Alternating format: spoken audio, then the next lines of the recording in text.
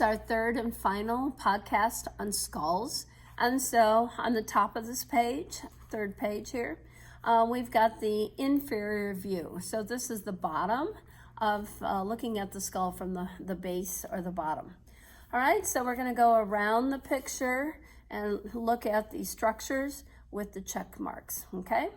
So here we go. All right, the first one, looking underneath, makes the hard palate, okay? There's two bones that make the hard palate. And so the maxillary bone, which is up in here, way up in here, it's flat. And then there's a line going across, and that is the palatine bone right here. So the maxillary bone, or maxilla bone, and the one that goes across here would be the palatine bone. And so those two make up the hard palate, okay? And that helps you in digestion for crushing and chewing things in your mouth.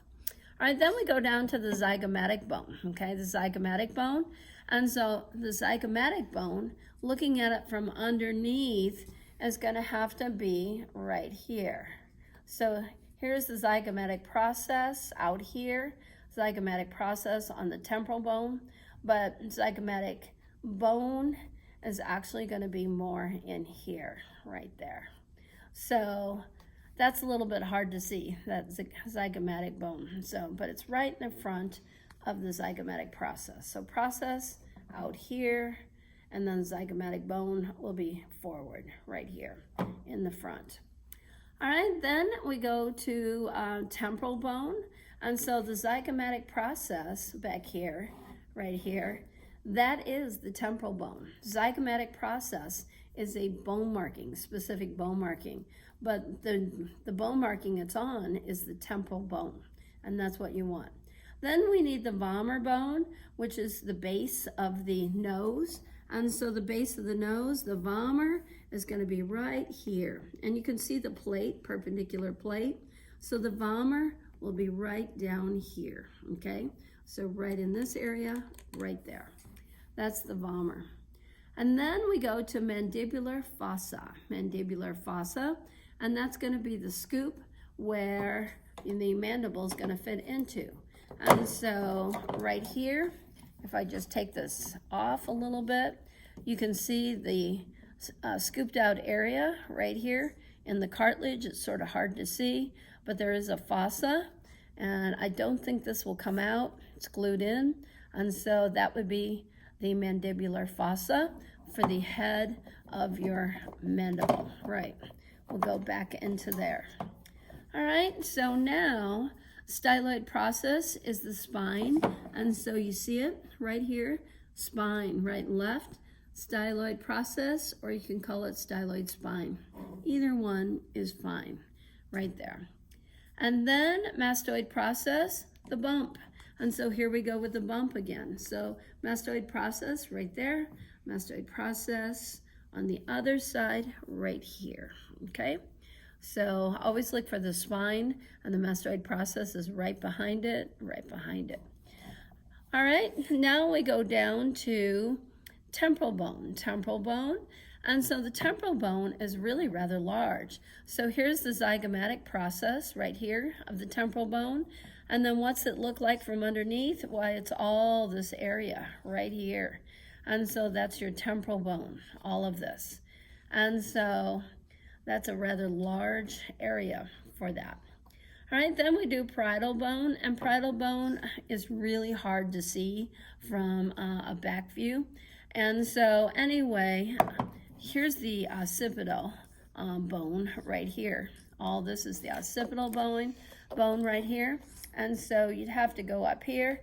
This is a piece right here and a little piece over here, and that's going to be your parietal bone. And then all this is the temporal bone right here because of the mastoid process, right? All right, so now we go down, and on the other side, foramen magnum. That's the big hole right here for your spinal cord to come through. So specific bone marking name, foramen magnum. Then the next one up, superior nuchal line. And so superior nuchal line, you got to remember this is upside down. So this is the superior nuchal line, and then this would be the inferior nuchal line right there. So those are the two nuchals for muscles to attach to your head and to your skin. All right, occipital condyle. Occipital condyle right here. These little flat pads, and these are little pads that will articulate, move with vertebrae number 1, okay? So your atlas, vertebrae, cervical vertebrae number 1. So those are gonna allow movement of the head. So those are called occipital condyles. All right, and so jugular foramen is the next one. This is a vein, for a big vein that goes up to your brain. And so the jugular foramen is sort of sideways. It's sort of sideways.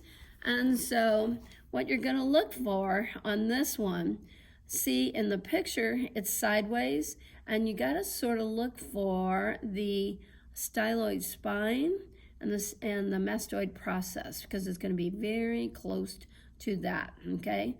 So right here, here are the occipital condyles, and right in front of it, there should be an opening, a foramen that goes sideways. And so here's the occipital condyles, the styloid process, and in here, you've got to get way in here. It goes sideways, and that is your jugular foramen. Then there's a hole right above it, and another hole, and so this is the jugular out here. Here's a little hole, but then there's a big one right here. And so this is the carotid canal or carotid foramen. Either one is okay.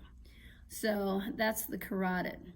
So it's usually a big hole right by that sideways jugular foramen. All right, so the jugular here, the carotid right here, that big hole right there.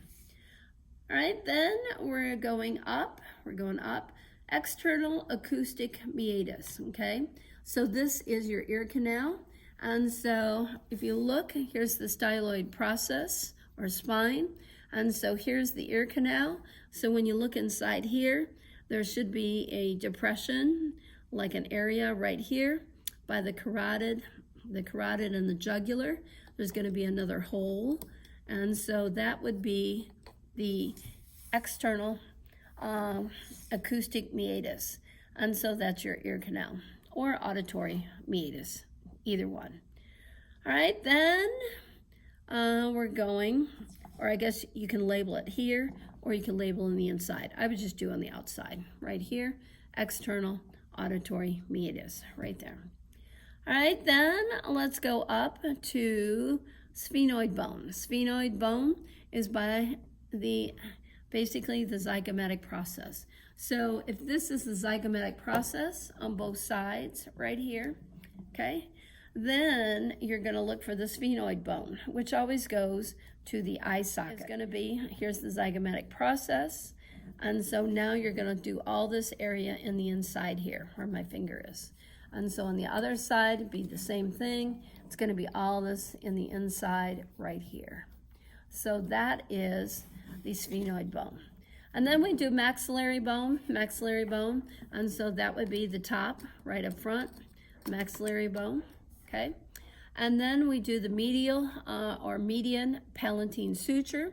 And so here's the hard palate right here, and there's a line going down it, a line going down the middle, and that is called the medial palatine suture or median palatine suture. Either one is fine. And when you get a cleft palate, half of the bone grows over the other half of the palate. So it outgrows, one side outgrows the other, and then that's called a cleft palate. And then the last term we need is incisive fossa. Incisive fossa. And way up here in the front by your teeth, your upper teeth, there's a fossa, a hole way up in there. Don't know if you can see it, but it's way up there. And so that hole, that scooped out area, is for nerves that are going to go to your upper teeth. And so that's why the dentist always puts his deadening solution up into that incisive fossa, which will numb the nerves going into your top set of teeth. All right, so basically that's all the terms for the inferior view, okay? So now we're gonna go to the internal view right here. And so here we go, internal view, which is a little bit easier to go over. All right, so now, first thing is the ethmoid bone. So the ethmoid bone is right here in the middle, right dead center in the middle. And there's a little projection, a flat piece of bone, a little flat piece of bone sticking up right there. And so that little flat piece of bone is called the famous Christa Galli. And so it's got a check mark by it, Christa Galli. It's the divider. This is where your whole brain attaches to, this little piece of bone marking right here. And so that's called the crib of... Now we're going to look at some specific bone markings on the ethmoid bone, right here, right in dead center middle. And so you'll notice there's a little flat plate-like area that's projecting upwards, very small. And we have a specific name for that bone marking right here, this little flat plate. And so that's going to be called your Christa Galli, okay, your Christa Galli, and your entire brain attaches to it. It's amazing. So right there. Then you'll notice there's a bunch of little holes down here on the ethmoid bone, bunches of them. And those little bitty holes are for your olfactory nerves to go down into, actually down into your nose. And so that structure with the little bitty holes, that structure, that plate is called the cribriform plate. What do we call the holes for the olfactory nerve? The holes on there are actually called olfactory foramen, okay? Or foramina is plural. So that is on the cribriform plate. So that whole, everything is right here is the ethmoid bone. And so these are the specific bone markings. The Christa Galli that attaches your brain to a bone. And then we have the cribriform plate with the holes in it. And so the holes are called olfactory foramen. All right, now we're going down to the sphenoid bone, okay?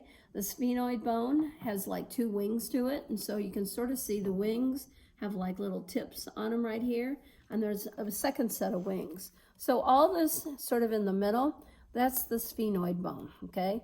And that's gonna be sort of the back of your eye socket right there. So I didn't check the lesser and greater wing. You don't need to know that, but it does look like wings right in this area in the middle. So that's the sphenoid bone going all across this area. All right, then we go down to an area on the sphenoid bone right here, dead center, right there. And that is called, the specific bone marking right here is called the sella turcica. And that's where your pituitary gland sits because it's in a groove. That's a groove with high sides and a flat bottom. And so it reminds me of a drainage ditch, sort of. So the pituitary gland sits right there, and that is called the sella turcica, specific bone marking term right there. So sometimes they call this the saddle of the skull because of how the pituitary, it's a little round ball type thing, sits in here like a rider on a saddle on the horse, right? So nickname, saddle of the skull, right there. All right, then the next thing is the middle cranial fossa. So you'll notice this whole area right here is scooped out. And so this is called the middle cranial fossa, and your brain sits in here. Your brain sits down in these scooped out areas right there. Then we go to the temporal bone, okay, the temporal bone. And so the temporal bone is back here, right behind all these scooped out areas. And so here is all the temporal bone, pretty much it's sort of outlined, but yours on a test won't be outlined. So this area will be pretty much the temporal bone right there and over here. This is the temporal bone. All right, so now the next thing we go to is jugular foramen. Jugular foramen, And so looking on the inside here, basically, we want to find the saddle of the skull right here. And then we want to go down, and we're looking for a big hole that sort of goes sideways, okay? Sort of goes sideways. And that's going to be the jugular foramen. And so you have to sort of hold this up, and it's right here. Jugular foramen goes sideways. And so there should be one on the other side, but it's not very good. But it also goes sort of sideways. And so those are the jugular foramen, okay? All right, so now we're going to the posterior cranial fossa.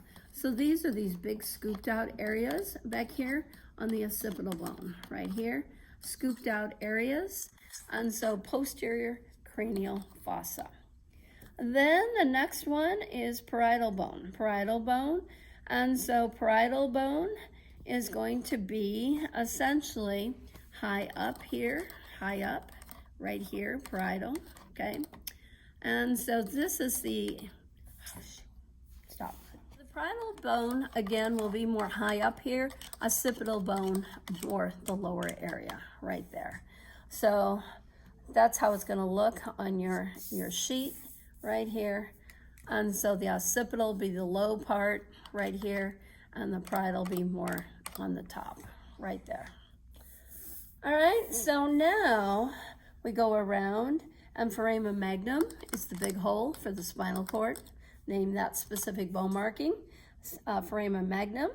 And then we go over and do the hypoglossal canal. We're not gonna do that. We're not gonna do foramen spinosum. We're not doing foramen lacerum, foramen ovale, and foramen rotundum. So we're not gonna name a lot of these holes in here because a lot of times these models don't even have them, okay? All right, now we're going to the optic canal. And so for this, you have to find like these little wings right here, these wings, and there should be a hole right there and right there. There's a hole there and a hole there. So that's the optic canal, or you can call it optic foramen. Your optic nerve is going to go through that hole to the back of your eyeball in the inside. So you should be able to see maybe some green, maybe not.